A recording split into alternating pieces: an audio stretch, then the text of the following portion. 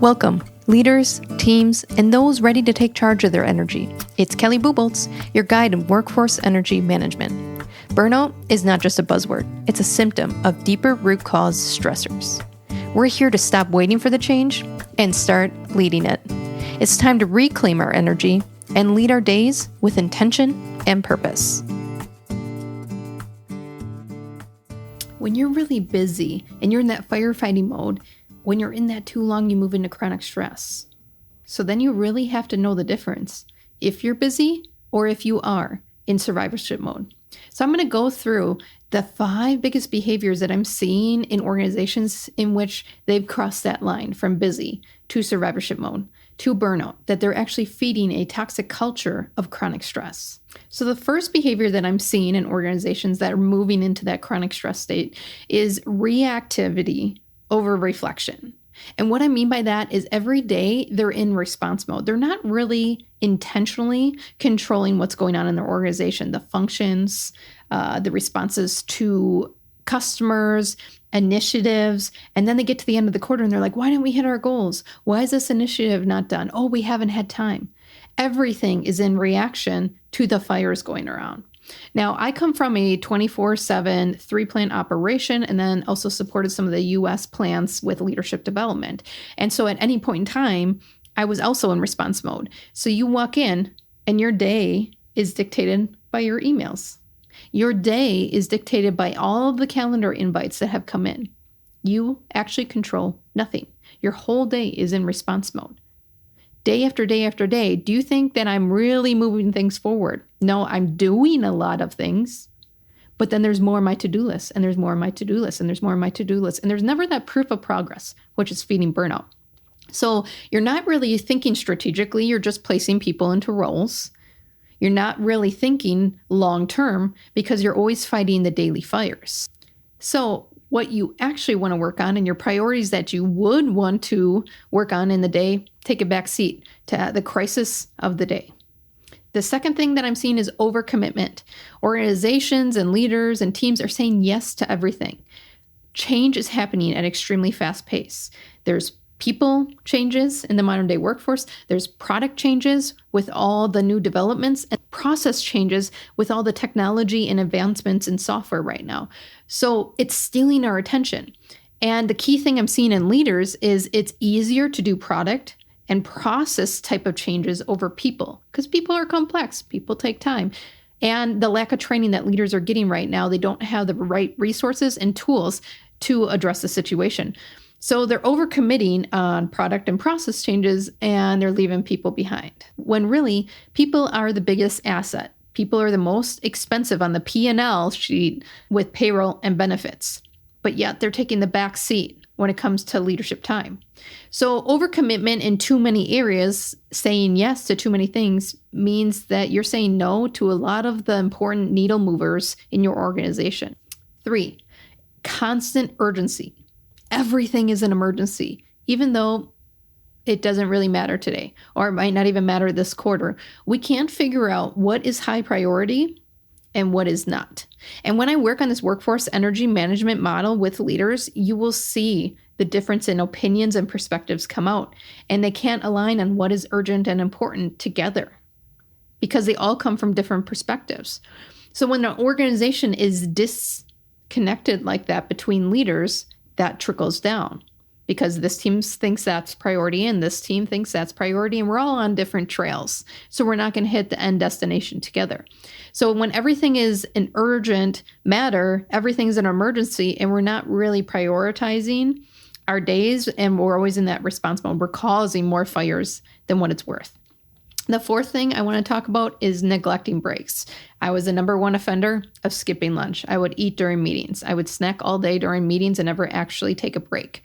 So when you start removing breaks, when you start overpacking days with meetings, a lot of meetings don't matter. When you start overpacking your days, that is a sign that you're going to start moving into that chronic stress state because you're always on at high energy all day long. And then you go home and you're like, people are excited to go home because they're not at work. They're not excited to go home to do home things, to do family things, to hang out with friends, to live a life.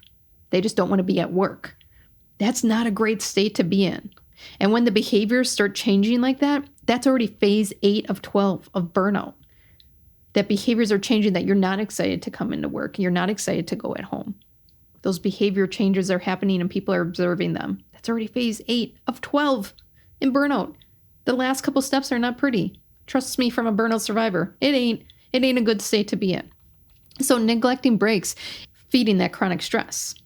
Now, 5 is that fragmented focus. So just like I talked about where everything's emergency, every department has their own priority. They're in their separate silos. Fragmented focus is causing this ping and ponging that we never go into deep work, that we never actually take back control of what we want to work on, the priorities for the day, the initiatives that we want to move forward, and we get further behind because we don't have this laser focus that we're doing right now. It's okay to put things in parking lot. It's okay to put things on the side when they're not urgent and important, but we want to do everything. We feel that sense of accomplishment off our to-do list, but really we didn't do anything. It's noise. It's another activity. It's not a value add. And this is a huge mindset shift that we have to go through when we get into the workflow section of workforce energy management, is that there are things in your workflow that are noise, that are distractions, that are just activities, and they need to go. We can automate. We can connect systems.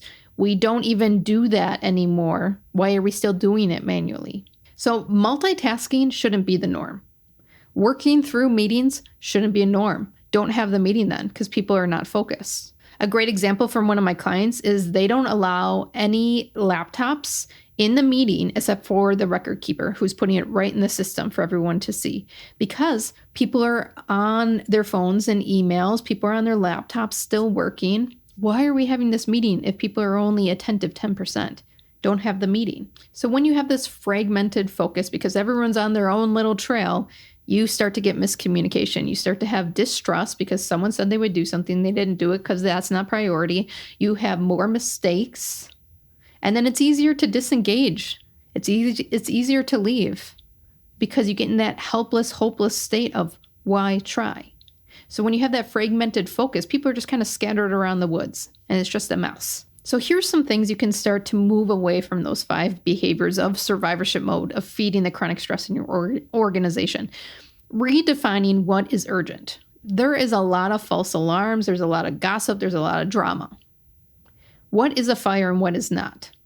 What is everyone's all in and what is just the action owner is in, right? We don't need 6 people for a 1-person job, but we love to firefight. We love to play the hero. So how are we going to redefine what's urgent? How are we going to redefine who responds so we don't have 7 people on a 1-person job? How are we going to align leadership so that the messaging is clear on what is urgent, what is not? Removing those silos. Building in recovery time is the second one.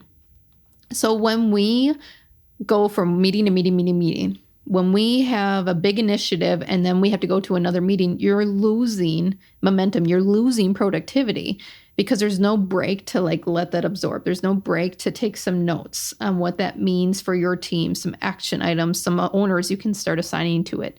That mental reset space to figure out what's going on and what you want to do next, the next steps. We just go. We're losing productivity and opportunities to adapt, to create, to innovate, because we're just stuck in the do. So when you can structure in pauses, which people do right now just for meeting spillover, which I think is just ridiculous. If you are scheduling a half hour in your calendar, an hour for meeting spillover, waste. That's 100% waste. Scheduling an hour after a meeting because you're going to dissect what happened in that meeting, what that means to your team, action owners, to-dos that came out of that, things that you need to look into, right? You're making that space, that intentional deep work time to move whatever came out of that meeting forward. Value add actions. And then empower strategic thinking, empower those creative deep work moments. When you have your one-on-one meeting or your department meetings, that's a great question to ask is, are we stuck in activities or are we moving into more focused work? Have you had your focused work this day? If not, what's a good question to ask?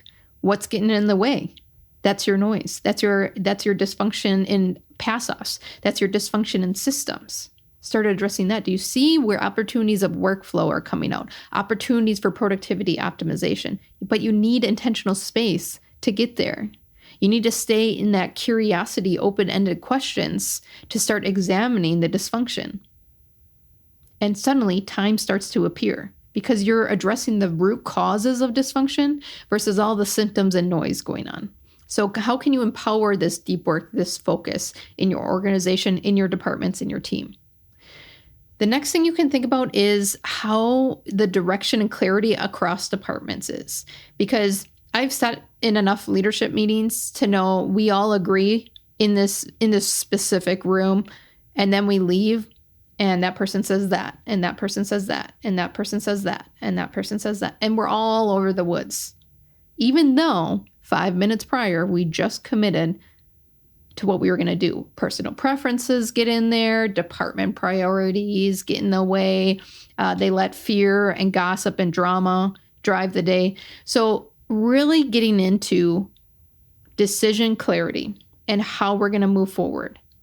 That it's unacceptable to feed this drama energy. That when we make a decision, we make it together.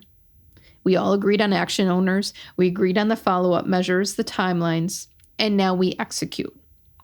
I see probably the most dysfunction in the higher level leadership levels because they don't trust each other. They don't communicate well. They're very misaligned and on their own directions. So this meeting that you're having, all this talking that you're doing about alignment, again, is waste. It's noise because execution matters. Actions matter. So fostering that decision, the clarity of what we're going to do next, and that follow-up, the action owners, and holding them accountable is going to help clean up some of that noise. Now, the last one I want you to be aware is the energy. And when you're aware of the energy in your culture, you can adapt when you need to. I've seen a lot of teams that are on the edge, and then corporate comes down with new initiatives and 40% turnover, like within a couple months. I see plant sites struggling, and they hire me to help them with burnout prevention and employee engagement, this workforce energy management. And we're working on it, and we're getting momentum at the site level, and then corporate comes in and crushes them with all these initiatives that don't matter in their operations. Like they're trying to reduce turnover. They're trying to get the machines running right now. And then they're like talking about other things that just don't matter at the trench level. And I'm a in the trenches leader. And so you see this going on, and there's a complete disconnect from the parent top and the bottom, and the energy just. So are you aware of the energy in your culture? Yes, you want to get to an energized state. Yes, you want to have teams that innovate and create with that energy vibe going on, but you have to get there. And so are you honoring that transition? Are you honoring that transformation, or are you bogging people down so they can never get there? You're putting this fog on their journey in which that destination is no longer clear, all right, because you're sending mixed messages. So people perform best when they're not constantly depleted. So I always suggest, as we go into this workforce energy management programs, is what can you put aside so we can focus on this? So we can focus on this journey together, because there's going to be some work. There's going to be some cleanup in your systems. There's going to be a lot of conversations and initiatives around pass-offs. We're going to get leadership aligned on priorities and where are we going? How are you messaging that? I'm not going to come in and add that to your to-do list. I'm not going to add more. We're going to shift something out. Create intentional space, making sure that we're honoring the energy in your culture right now and where it needs to go.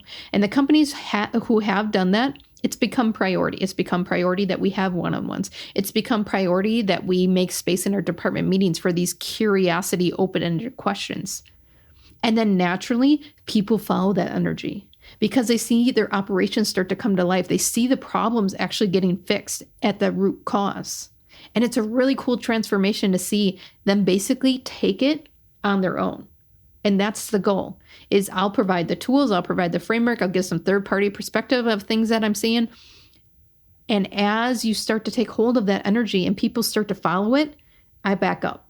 All right. Because I've fed the energy and I've guided a nice trail map, and now go run with it and let that energy thrive. And that's the place you want to be, because energy management isn't about doing less. It's about doing the value-added tasks in a very sustainable way. Because fighting this reality of change and the massive to-do list that's always coming our way, fighting this chaos, resisting change, it's only wasting energy. Resilient organizations, they manage the energy wisely. They start to address these behaviors feeding the chronic stress, moving teams from exhaustion back to excellence. Today's step matters. It's in the micro moments that real change begins. Managing your energy isn't about shame, blame, or disrupting your lifestyle. It's about the small, intentional choices to reclaim that natural energy.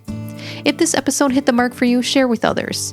This journey doesn't have to be lost and lonely, but exciting and full of new paths. See you back here to continue the adventure.